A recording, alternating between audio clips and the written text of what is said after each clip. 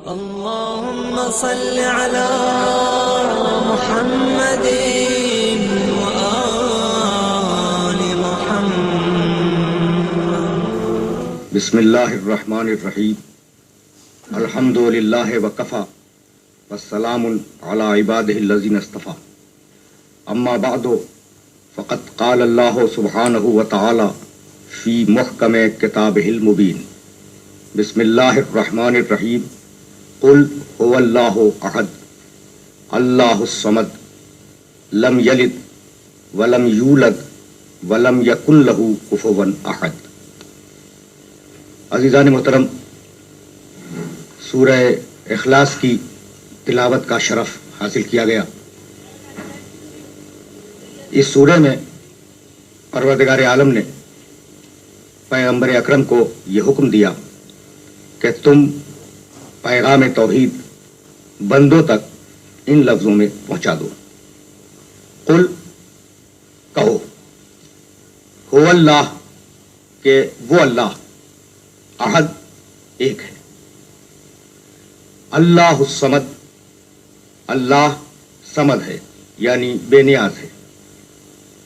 لم یلد، وہ کسی کو پیدا نہیں کرتا. ولم یولد، اور وہ کسی سے پیدا نہیں ہوا. ولم یکن لہ کفوا احد، اور کوئی دنیا میں اور کائنات میں اس کا شریک اور ہمسر نہیں ہے. اس سورہ مبارکہ کے آغاز میں پروردگار عالم نے ایک لفظ رکھا، اور وہ لفظ ہے قل، اور اللہ کے درمیان میں ہوا کا. قل هو اللہ احد، کہہ دو کہ وہ اللہ ایک ہے. اگر اس ہوا کو آپ درمیان سے نکال لیں اور یعنی مثالاً رس کر رہا ہوں اور کہیں کہ قل اللہ احد، کہو کہ اللہ ایک ہے، تو کیا جملہ مکمل نہیں ہے؟ جملہ تو مکمل ہے. پھر یہ جو ہوا رکھا پروردگار نے، قل هو اللہ احد، کہہ دو کہ وہ اللہ ایک ہے، اس ہوا میں وہ راز کیا ہے جس کی وجہ سے یہ لفظ ہوا ناگزیر ہو گیا اس مقام پر؟ تو اسے سمجھنے کے لیے یہ ضروری ہے کہ ہم وجود خدا کے سلسلے میں قرآن مجید کا نقطہ نظر معلوم کریں.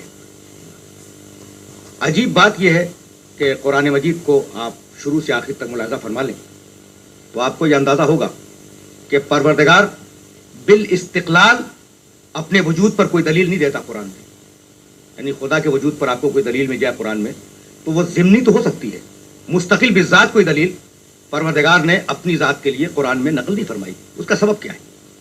میں نے کسی مرحلہ فکر پر اپنے محترم سننے والوں کی خدمت میں عرض کیا تھا کہ اصول دین میں پہلے توحید ہے کہ خدا کو ایک مانو. اب میں پوچھنا یہ چاہ رہا ہوں کہ بھائی اصول دین میں پہلے تو وجود خدا ہونا چاہیے نا، کہ خدا ہے. پھر اس کے بعد دوسرے توحید کہ وہ ایک ہے. یہ وجود خدا کیوں نہیں رکھا آپ نے؟ بھائی پہلے یہ تو اسٹیبلش کریں کہ وہ ہے یا نہیں ہے، جب ہوگا تو پھر یہ طے کریں گے کہ ایک ہے یا ایک سے زیادہ ہے. تو اصول دین میں اول وجود خدا نہیں ہے، اول توحید. اس کا سبب کیا ہے؟ تو قرآن مجید کا نقطہ نظر اور قرآن مجید کا طریقہ پورے قرآن میں جو جاری و ساری ہے وہ یہ ہے کہ وہ قرآن مجید وجود خدا پر دلیل نہیں دیتا مستقل بذات طور پر. اب مثلا گفتگو کی اس نے افی اللہ ہے شکن فاطر السماوات والارض، کیا خدا کے وجود میں تمہیں شبہ ہے؟ وہ خدا جو آسمان و زمین کا خالق ہے. دلیل نہیں دی، یعنی سوال کیا افی اللہ ہے شکن، کیا خدا کے وجود میں تمہیں شبہ ہے؟ وہ خدا جو آسمان و زمین کا خالق ہے. تو بتلانا یہ تھا کہ وجود خدا انسان کی فطرت میں داخل ہے. یعنی میں یہ عرض کرنا چاہ رہا ہوں کہ اگر انسان کو اپنے وجود کا احساس ہو تو یہ احساس مستلزم ہے وجود خالق کو. یعنی اگر انسان یہ سمجھ رہا ہے کہ میں ہوں تو پھر یہ بھی سمجھ رہا ہے کہ میرا کوئی پیدا کرنے والا بھی ہے. یعنی ہر وہ شے جو پیدا ہوتی ہے یقینی طور پر اس کا کوئی پیدا کرنے والا ہوتا ہے. تو وجود خدا فطرت انسانی میں داخل ہے، اس لیے پروردگار عالم نے وجود خدا پر کوئی مستقل بذات دلیل قرآن مجید میں عطا نہیں فرمائی. یہ بات تو واضح ہو گئی کہ وجود خدا فطرت انسانی میں داخل ہے، اس اعتبار سے کہ اگر آپ دھواں دیکھیں تو آپ کی فطرت پکار کے کہے گی کہ کہیں آگ لگی ہوئی ہے. اگر آپ ایک کمرے میں بیٹھے ہوئے دھوپ دیکھ رہے ہوں، چاہے سورج آپ کے سامنے ہو یا نہ ہو، تو دھوپ پکار کے آپ سے یہ کہے گی کہ سورج موجود ہے. اثر مؤثر کو بتلاتا ہے، ایفیکٹ کاز کو بتلاتا ہے، معلول علت کو بتلاتا ہے. یہ اصول ہر انسان کی فطرت میں جاری و ساری ہے. تو تو اگر یہ اصول پوری کائنات کے اندر جاری و ساری ہے اور آپ اثر کو دیکھ کر مؤثر کا پتہ لگاتے ہیں اور مؤثر کو دیکھ کر اثر کا پتہ لگاتے ہیں، تو اگر کوئی مخلوق ہے تو پھر اس کا خالق ہوگا. یا تو آپ مخلوق ہونے سے انکار کر دیں، اور اگر مخلوق ہونے سے انکار نہیں کر سکتے تو اس کا خالق یقینی طور پر موجود ہے. جب وہ خالق موجود ہے تو اس خالق کے لیے دلیل دینے کی ضرورت نہیں ہے. کیوں ضرورت نہیں ہے؟ آپ کی فطرت میں یہ بات طے ہو چکی کہ ہر مخلوق کا خالق ہوگا. تو فطرت نے بتلا دیا کہ اس پوری کائنات کا ایک خالق ہے. جب فطرت بتلا چکی کہ خالق ہے تو اب دین بتلائے گا کہ وہ خالق کتنے ہیں. اس لیے اصول دین میں توحید کو پہلے رکھا گیا، وجود خدا کو نہیں رکھا گیا. فطرت بتلا چکی کہ خالق ہے، اب آپ کو دین بتلائے گا کہ وہ کتنے ہیں. اس لیے اول توحید، خدا ایک ہے. تو جب ہم نے یہ بات طے کی کہ ہر انسان کی فطرت یہ پکار کر کہہ رہی ہے کہ ایک اس کا پیدا کرنے والا ہے، ایک اس کا بنانے والا ہے، ایک اس کا صانع ہے، ایک اس کا خالق ہے، تو اب انسان زبان سے اقرار کرے یا نہ کرے، جہادو بہا واستیقنتھا انفسہم، زبانیں انکار کر رہی ہیں اور ان کے نفس اس کا اقرار کر رہے ہیں. یعنی وجود اپنی حیثیت میں پکار کے کہہ رہا ہے، چاہے زبان کہے یا نہ کہے، وجود پکار کے کہہ رہا ہے کہ اس کا کوئی خالق ہے. تو فطرت بتلا چکی کہ خالق ہے، اور ہر انسان کی فطرت پکار کے یہ کہہ رہی ہے کہ ایک خالق موجود ہے. تو اسی خالق کی طرف اشارہ کیا کہ قل هو اللہ احد، وہ جسے فطرت پکار کے کہہ رہی ہے وہ اللہ فقط اور فقط ایک ہے، ایک سے زیادہ نہیں ہے. اس ہوا میں جو پروردگار عالم نے راز رکھا تھا، وہ راز یہ تھا کہ وہ جسے فطرت پکار رہی ہے، وہ جسے فطرت تسلیم کر رہی ہے کہ خالق ہے، وہ اللہ کل ایک ہے، احد ایک ہے. احد کے معنی ایک نہیں، واحد کے معنی ایک. اور قرآن مجید میں ہے للہ الواحد القہار، اللہ واحد ہے. الہکم الہ واحد، تمہارا اللہ واحد ہے. واحد کے معنی ایک، احد کے معنی اکیلا. اب ان دونوں میں فرق کیا ہے؟ ان دونوں میں فرق تو ہوگا. دیکھیے، ارسطو سے کسی نے واحد کی تعریف پوچھی، یعنی ایک کی ڈیفینیشن. اس نے کہا الواحد نصف الاثنین، ایک دو کے آدھے کو کہتے ہیں. تو کہا کہ دو کی تعریف کیا ہے؟ اس نے کہا ایک کے دگنے کو کہتے ہیں. تو اب میں بتانا ہی چاہ رہا تھا کہ واحد وہ جو اثنین کا آدھا ہو، دو کا آدھا ہو. یعنی ایک وہ ہے جو آدھا بھی ہو سکتا ہے اور ایک وہ ہے جو دو بھی ہو سکتا ہے. تو اگر پروردگار عالم کو ہم ایک کہہ دیں تو اس کے نصف ہونے کا بھی امکان اور اندیشہ موجود ہے، اور اس کے دگنا ہونے کا بھی امکان اور اندیشہ موجود ہے. جبکہ اس کی ذات میں نہ نسبیت موجود ہے نہ اثنینیت موجود ہے. اس لیے پروردگار عالم نے جب توحید خالص کا اعلان فرمایا تو احدیت کے لفظ کے ساتھ، واحدیت کے لفظ کے ساتھ نہیں. لیکن میں یہ پوچھنا چاہتا ہوں کہ جب خود قرآن مجید میں یہ ارشاد فرما دیا کہ وہ واحد بھی ہے تو اس لفظ واحد کو لانے کی ضرورت کیا تھی؟ ہے نا یہ قابل غور بات کہ بھئی کہیں کہتا ہے کہ وہ واحد ہے، کہیں کہتا ہے کہ وہ احد ہے. تو احد کے معنی اکیلا اور واحد کے معنی ایک. واحد کیوں کہا؟ تو آپ یقین فرمائیں کہ قرآن مجید کسی ایک سطح ذہن کے لیے نہیں آیا، بلکہ جتنی سطحیں ذہن کی دنیا میں پائی جا سکتی ہیں ان ساری سطحوں کو مکمل طور پر ذہنی طور پر فیڈ کرنے کے لیے قرآن مجید کو نازل کیا گیا. تو یہ جو لفظ واحد آیا ہے نا، وہ ان 360 بتوں کے اور خداؤں کے مقابلے میں آیا کہ تمہارے ذہن میں جو یہ 360 بت براجمان ہیں اور موجود ہیں، تو ان 360 کے مقابلے میں اس ایک کی عبادت کرو. تو جب وہ 360 سے ہٹ کر ایک کے اوپر آ گئے تو اب انہیں توحید خالص کا سبق دیا گیا اور توحید خالص کا اعلان کیا گیا کہ اب تم 360 سے ہٹ کے ایک پہ تو آ گئے، لیکن اب اگر میں ایک کہہ دوں اسے تو ایک وہ بھی ہو سکتا ہے جو آدھا ہو، ایک وہ بھی ہو سکتا ہے جو دگنا ہو. دیکھیے، پانی ایک ہے، لیکن وہ سننے والے جانتے ہیں جو پانی کی ماہیت سے واقف ہیں کہ دو مختلف اجزاء سے مل کے بنا. تو دیکھنے میں تو ایک ہے نا، اجزاء میں کیا چیزیں شامل ہیں؟ کم سے کم دو. تو ہم پانی کو بھی ایک کہتے ہیں جبکہ دو اجزاء سے بنا ہے. یہ میز بھی ایک ہے، اگر یہ 20 سے کاٹ دیا جائے تو یہ دو ہو جائیں گے یا نہیں؟ تو وہ جو دو سے مل کے ایک بنا ہو وہ بھی آپ کی اصطلاح میں ایک ہے، اور وہ ایک بھی آپ کی اصطلاح میں ایک ہے جسے بعد میں دو کیا جا سکے. اب دو قسمیں آ گئی ایک کی، اور ایک قسم وہ ہے کہ یہ ایک میرا ہاتھ ہے، دوسرا یہ ہاتھ ہے، ایک داہنا ہاتھ ہے اور ایک بایاں ہاتھ ہے. یہ دو ہیں یا ایک ہے؟ دو ہے نا. ایک شکل، ایک صورت، ایک صفات، ایک خصلت، اس کے باوجود یہ دو ہیں. کیوں؟ اس لیے کہ دو الگ الگ جہتوں میں ہیں. تو اگر جہت بدل جائے جب بھی دوئی آ جائے، اگر تقسیم ہو جائے جب بھی دوئی آ جائے، اگر ترکیب آ جائے جب بھی اس کے اندر دوئی آ جائے. تو خبردار اپنے خدا کو اس طریقے سے نہ سمجھنا کہ وہ قابل تقسیم نہیں ہے، وہ قابل جہت نہیں ہے، وہ قابل مکان نہیں ہے، وہ قابل زمان نہیں ہے، وہ فقط اور فقط احد ہے. اس لفظ احدیت میں یہ راز تھا. اور اب اس کے آگے اس کی تشریح کی. اللہ الصمد. سنو, اللہ صمد ہے. صمد کے دو مفہوم ہیں عربی زبان میں. صمد وہ ٹھوس شے جس میں کوئی خلا نہ ہو, جس میں کسی چیز کے داخل ہونے کا کوئی امکان نہ ہو, اسے کہتے ہیں صمد. اور صمد کے معنی بے نیاز, جو کسی کی احتیاج نہ رکھتا. تو ارشاد فرمایا کہ اللہ الصمد, پروردگار بے نیاز ہے اور اتنا ٹھوس ہے. ٹھوس سے مراد مادی ٹھوس نہیں, وہ روحانی ٹھوس. اتنا ٹھوس ہے کہ اس کے اندر کسی چیز کے دخول کا کوئی امکان پایا نہیں جاتا. اگر یہ بات میں اپنے سننے والوں تک پہنچا سکا تو مجھے اجازت دیں کہ میں اسی منزل فکر پر ایک نئی بحث کا اور ایک نئے خیال کا آغاز کروں. وہ نیا خیال یہ ہے کہ ان دو آیتوں میں پروردگار عالم نے توحید خالص کا اعلان کیا. قل هو اللہ احد اللہ الصمد لم یلد ولم یولد ولم یکن لہ کفوا احد. یہ نسبتیں ہیں اور اضافتیں ہیں کہ وہ کسی سے پیدا نہیں ہوا, وہ کسی کو پیدا نہیں کرتا, اس کا کوئی ہمسر نہیں ہے. اس کے اندر ساری چیزیں سمیٹ لی پروردگار عالم نے. وہ سارے عقائد شرک جو اس عہد میں موجود تھے ان سب کو سمیٹ کے ان کی تردید کر دی. توحید خالص کا دو جملوں میں اعلان ہے, قل هو اللہ احد اللہ الصمد. اب میں اپنے سارے محترم سننے والوں سے یہ سوال کرنا چاہ رہا ہوں اس منزل فکر پر کہ پیغمبر اکرم نے یہ اعلان کیا اور ظاہر ہے کہ مشرکوں نے اس اعلان کو سنا. یہ مشرک جو 360 دیویوں کو اور دیوتاؤں کو پوج رہے تھے, انہیں کیا قباحت پیش آ رہی تھی کہ اسے ایک خدا کو نہ مان لیں؟ بھائی 360 ان کے, ایک محمد رسول اللہ صلی اللہ علیہ وسلم کا. ہو سکتا تھا نا کہ بھائی 360 ان کے رہتے اور ایک پیغمبر اکرم کے خدا کو بھی وہ مان لیتے تو 361 ہو جاتے. تو جو 360 کو مان رہے ہو وہ ایک کو کیوں نہیں مان رہے تھے؟ قابل غور بات تو ہے. تو عزیزان محترم, اگر پیغمبر اکرم کا اور قرآن مجید کا مطالبہ فقط اتنا ہوتا کہ ہمارے ایک کو بھی مان لو, تو میرا خیال یہ ہے کہ دنیا کا کوئی مشرک اس سے انکار نہ کرتا. لیکن پیغمبر اکرم کا اور قرآن مجید کا مطالبہ یہ نہیں تھا کہ اپنے 360 کے ساتھ ہمارا ایک اور بھی مان لو. نہیں, بلکہ مطالبہ یہ تھا کہ لا الہ, اپنے سارے دیوی اور دیوتاؤں کا پہلے انکار کرو. جب تم پہلے اپنے سارے دیویوں کا اور سارے دیوتاؤں کا انکار کر لو گے, جب ہم توحید خالص کا اعلان کریں گے الا اللہ کہ معبود فقط اور فقط اللہ ہے. تو مشرکوں کو جو پریشانی پیدا ہو رہی تھی وہ پریشانی فقط اور فقط یہ تھی کہ پیغمبر اکرم کے ایک خدا کو ماننا نہیں تھا, بلکہ اپنے سارے خداؤں کا انکار کرنا تھا. بھائی ان کے سارے خدا کیا تھے؟ وہی بت.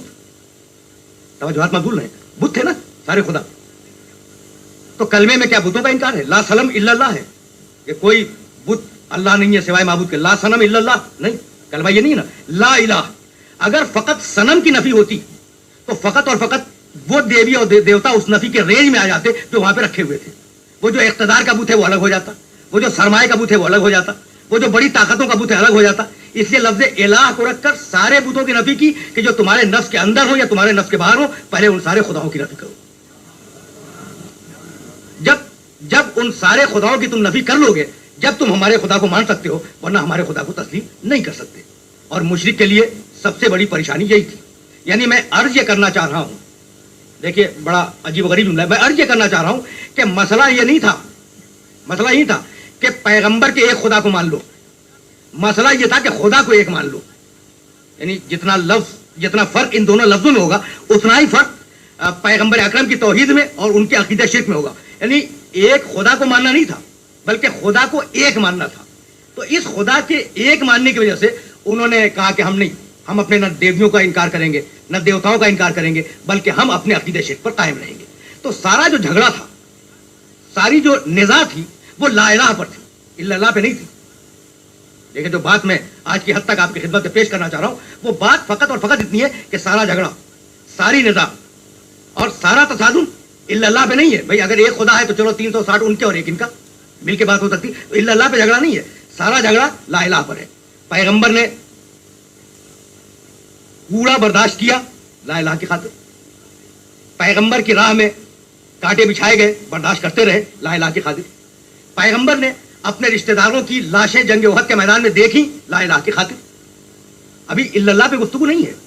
تو یہ جو سارا نظام نبوت ہے وہ مکے میں لا الہ الا اللہ کو اسٹیبلش کر رہا تھا, اور جب مکی زندگی میں لا الہ اسٹیبلش ہو گیا تو پھر اب مدنی زندگی میں نماز آئی, روزہ آیا, حج آیا, عبادتیں آئیں اور الا اللہ کو اسٹیبلش کیا گیا. کہ اس معبود کی عبادت کرنی ہے.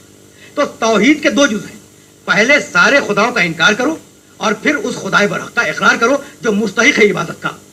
اگر یہ بات میں واضح کر سکا تو مجھے اجازت دیں کہ خواجہ اجمیر رحمۃ اللہ علیہ نے جو اپنی ربائی میں ایک مصرع کہا کہ حقہ کے بنائے لا الہ ہست حسین، تو یہ جو مصرع کہا تو ایسا نہیں ہے کہ وہ ضرورت شعر کی وجہ سے پورا کلمہ نظم نہیں فرما رہے تھے. بھائی کہنے والوں نے یہ کہا ہے کہ یہ ربائی ہے اور ربائی کی ایک بحر ہوتی ہے مفعول و مفاعل مفاعل فا، اور اگر آپ ان کی اضافتیں نکالیں گے تو ربائی کے اوزان 108 ہیں. تو لوگوں نے کہا کہ چونکہ پورا کلمہ نظم نہیں ہو رہا تھا اس بحر میں اور ربائی کی دوسری بحروں میں اور دوسرے اوزان میں، اس لیے خواجہ اجمیر رحمۃ اللہ علیہ نے اس کلمے کے آدھے جز کو نظم فرمایا حقہ کے بنائے لا الہ ہست حسین. ڈاکٹر اقبال رحمۃ اللہ علیہ نے بھی شاعر مشرق، انہوں نے بھی ایک مقام پر فرمایا کہ پس بنائے لا الہ گردیداست. حسین ابن علی لا الہ الا اللہ کی بنیاد بن گئے. تو لا الہ الا اللہ پورا نظم نہیں کیا، لا الہ کی بنیاد بن گئے. تو مجھے کہنا یہی تھا کہ حسین ابن علی نے جس عہد میں خروج فرمایا اور حسین ابن علی نے جس عہد میں قیام فرمایا اس عہد میں الا اللہ خطرے میں نہیں تھا، مسجدوں میں اذانیں ہو رہی تھی.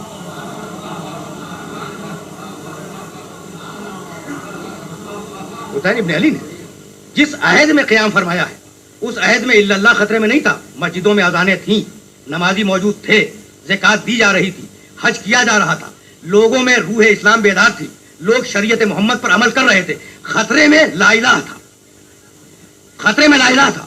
ایک ایسا شخص اور ایک ایسی ذات جو سارے خدایان باطل کی نمائندہ بن کے آ گئی ہو، تو اب ضرورت تھی اس کے مقابلے پر ایک ایسا شخص اٹھے جو سارے ہادیان برحق کا نمائندہ ہو اور تیشہ لا الہ کی ضرب سے اس بت باطل کو توڑ دے. یہی سبب ہے کہ اب میں کس طریقے سے اس مفہوم کو آپ کی خدمت میں پیش کروں یہ سوچ رہا ہوں. یہی سبب ہے، اگر آپ توجہ فرمائیں گے تو آپ کو اندازہ ہوگا کہ پروردگار عالم کو معلوم کرنے کے اور جاننے کے دو ہی ذریعے. ایک ذریعہ یہ ہے کہ اثر دیکھ کے مؤثر کا پتہ چلاؤ، اثر دیکھ کے مؤثر کا پتہ چلاؤ. میں نے ابھی مثال دی کہ دھوئیں کو دیکھو آگ پہچان لو، دھوپ کو دیکھو سورج کو پہچان لو. اور ایک طریقہ یہ کہ براہ راست آگ کو دیکھ لو تو اب دھواں بیچ سے نکل جائے گا نا، اور براہ راست سورج کو دیکھ لو تو دھوپ درمیان سے نکل جائے گی. تو دو درجات ہیں سطح ذہن انسانی کے. ایک سطح کے وہ لوگ ہیں جو کائنات کے آثار کو دیکھ کر اس کے خالق اور اس کے مؤثر کو معلوم کرتے ہیں، اور دوسری سطح کے وہ لوگ ہیں جو اس کائنات سے ہٹ کر براہ راست اس کے جلوے کے مشاہدے کو اور اس کے وجود کے مشاہدے کو اپنا مطمع نظر بنا لیتے ہیں. یہ بات اس وقت تک ثابت نہیں ہوگی جب تک کہ میں آپ کے سامنے مثال نہ پیش کروں. دیکھیے قرآن نے کہا کہ ہم نے اس کائنات میں نشانیاں رکھی ہیں. ان فی ذلک لآیۃ لقوم یعقلون، ان فی ذلک لآیات لقوم یؤمنون، ان فی ذلک لآیۃ لقوم یذکرون. یہ پوری جو کائنات ہے نا، سمجھنے والوں کے لیے، سننے والوں کے لیے، دیکھنے والوں کے لیے، صاحبان ذکر کے لیے، صاحبان عقل کے لیے اور صاحبان تدبر کے لیے، یہ کائنات نشانی ہے اللہ کی کہ کائنات کو دیکھو اللہ کو پہچانو. بھئی یہی ہے نا، کائنات کو دیکھو اللہ کو پہچانو. یہ چمکتا ہوا سورج، یہ روشن چاند، یہ بہتا ہوا دریا، یہ اگتے ہوئے پودے، یہ روز و شب کی آمد و رفت، یہ سمندروں کی کب پھینکتی ہوئی موجیں، انہیں دیکھو کہ یہ حرکت کس طریقے سے قائم ہے اور اس مؤثر کو پہچانو.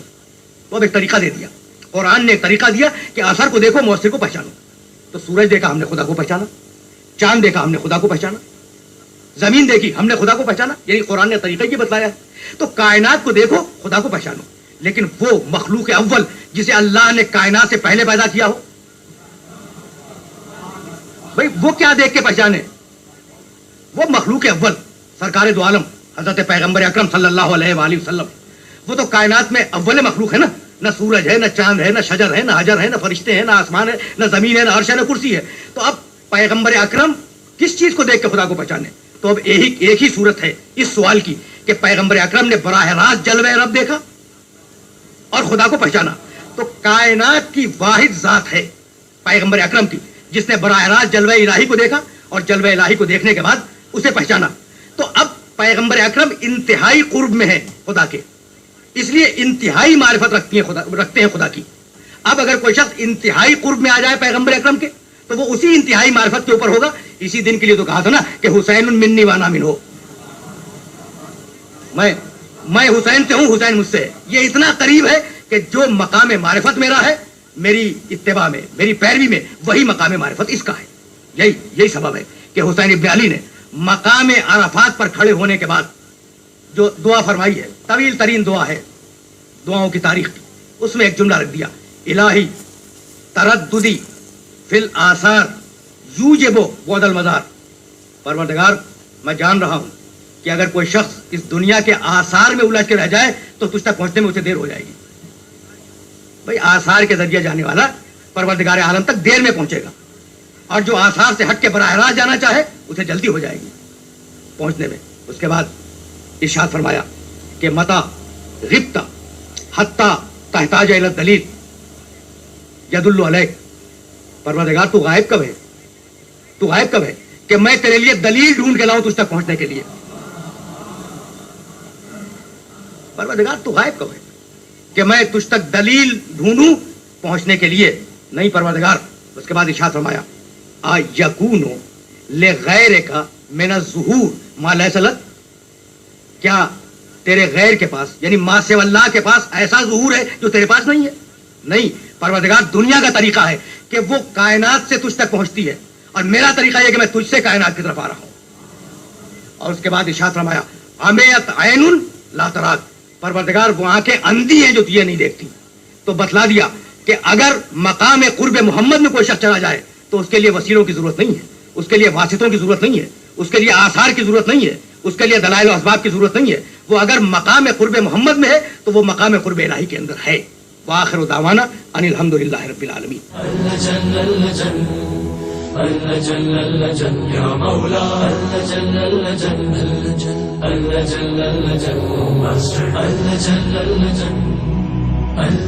يا صاحب السماء اللجن